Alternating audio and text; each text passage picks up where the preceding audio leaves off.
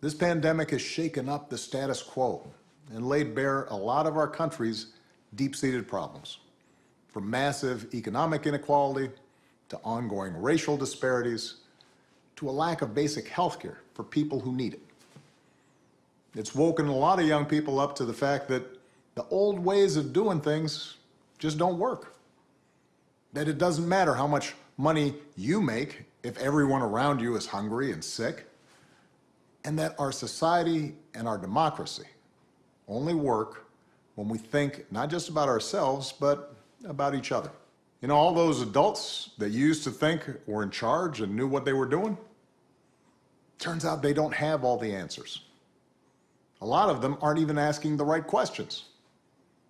So if the world's going to get better, it's going to be up to you.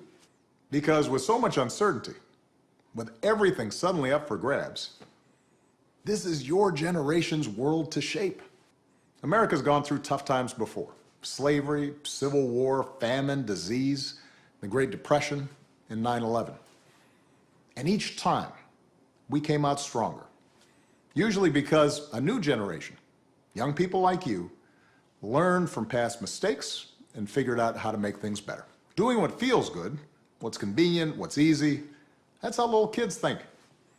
Unfortunately, a lot of so-called grown-ups, including some with fancy titles and important jobs, still think that way, which is why things are so screwed up. But if we're going to get through these difficult times, if we're going to create a world where everybody has opportunity to find a job and afford college, if we're going to save the environment and defeat future pandemics, then we're going to have to do it together.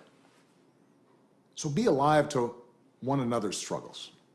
Stand up for one another's rights. Leave behind all the old ways of thinking that divide us. Sexism, racial prejudice, status, greed, and set the world on a different path. The truth is, you don't need us to tell you what to do, because in so many ways, you've already started to lead. Congratulations, class of 2020. Keep making us proud.